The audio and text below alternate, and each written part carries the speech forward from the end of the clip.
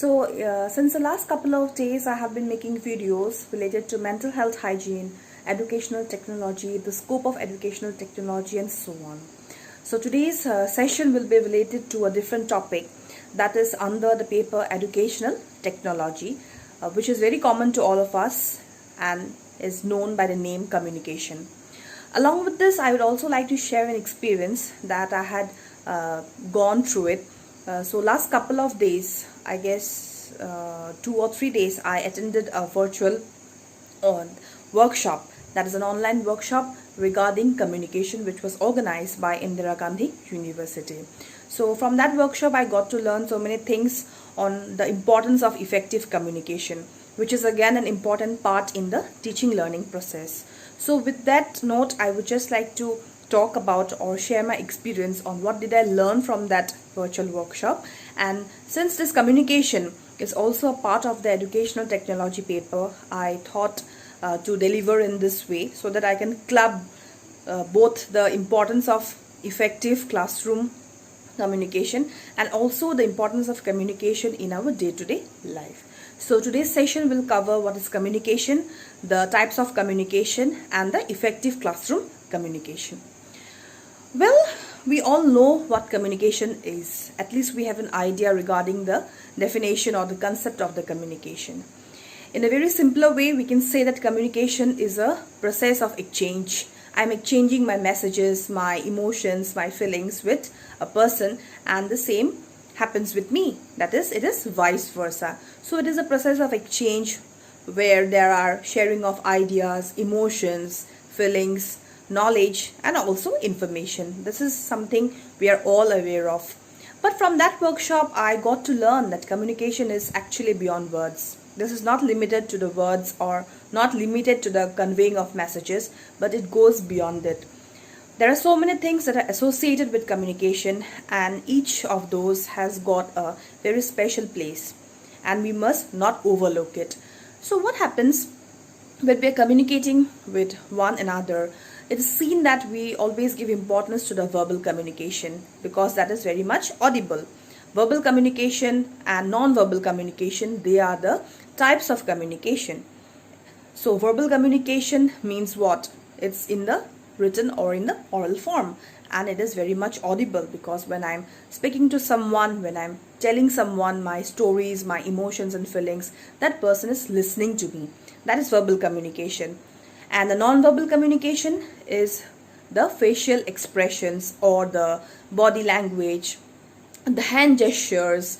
So these are all which comes under non-verbal communication, and it is mostly seen that non-verbal communication is not considered to be an important part of communication. But non-verbal communication too has got its own impact. So both verbal and non-verbal communication together plays a vital role in the communication process. So we got to learn what is communication. That is a process of exchange, that much we know. And we know its types, that is the verbal communication and the non-verbal communication. Now coming to the classroom communication, that is the effective classroom communication, where the communication takes place between the teacher and the student. Let us see what are the things that a teacher should give importance to, or what are those you can say areas where communication must get its importance, especially in a classroom teaching. So this is something which comes under the effective classroom communication. The first thing, as I was going through some books or as I attended that lecture, I got to learn that some things which plays a very important role or has its own significance are, for example, the first thing we must note that communication, especially in a classroom transaction, is a two-way process. That is, it is a two-way communication.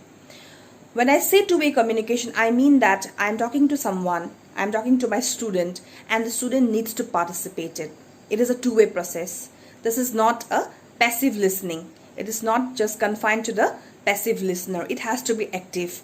There must be participation. There must be cooperation. So in that way, what happens? The classroom transaction becomes very much vibrant. It becomes very much lively.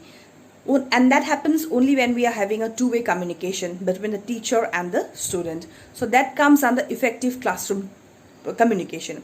We all communicate, the teachers communicate, the students communicate, but how much that transaction or that class has got its impact. So that will only be possible when we will follow these rules, and that will come under the effective classroom communication. So the first thing is that it has to be a two-way communication, a two-way process between the teacher and the student.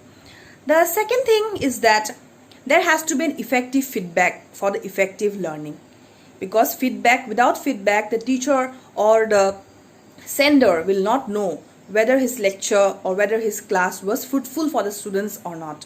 So there must be an effective feedback for the effective learning. Getting the feedback will make the teacher feel satisfied, and it will also make him rectify the wrong, or he can at least correct it or make it more fruitful, make it more interesting. The class will make. So what happens? Effective feedback too is an important part of an effective classroom that needs to be taken care of. The second thing is that it has to be an effective feedback for an effective learning. That is the second thing which comes under the effective classroom communication. The third thing is that a special importance must be given on the principle of the clarity. A communication is only, you can say, successful. It's considered to be successful when there will be a principle of clarity. What we understand by the term clarity, that means it has to be clear. Suppose I'm teaching something, I'm going through something, or I'm reading someone's messages, someone's text, or whatever.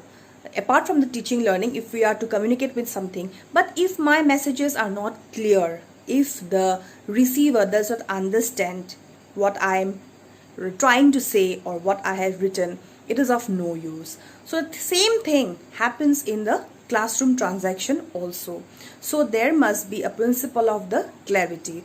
Only then the classroom transaction is considered to be a fruitful and a successful one, because we will use languages.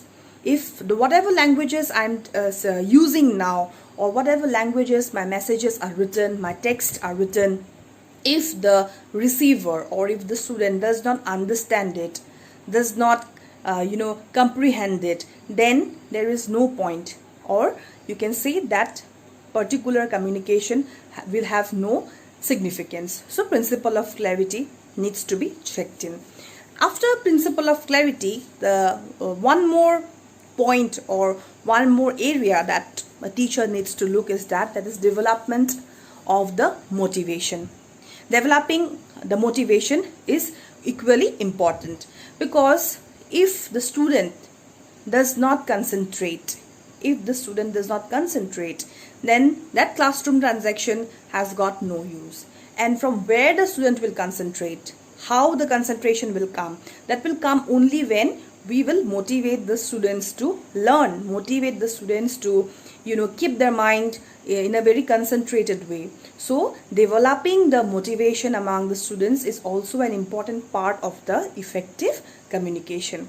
And then one more area or one more point we can include here is that under effective communication is use of technology or use of strategies and skills, because we know nowadays the classroom transactions becomes more lively, becomes more interesting and vibrant with the usage of technology or some usage of methods, skills and strategies. So when we will use some technology, when we will show some images, some presentations, the communication becomes more lively, the communication becomes interesting, the communication becomes so intact that the students like to participate it, and in a way they give equal concentration also. So these are all some small areas, though it's small, but it has got its significance. So these are something which comes under effective communication, which takes place in a classroom transaction. As we will go into the details when we will talk about the chapters or the subunits under communication, we will get to know more regarding the communication process and instruction. So since today's video was limited to what is the meaning of communication and its types, I have just thought of sharing my experiences and also giving a little bit of knowledge from whatever I could gather. So I hope this session is, at least they could do something for you. It was fruitful. Thank you.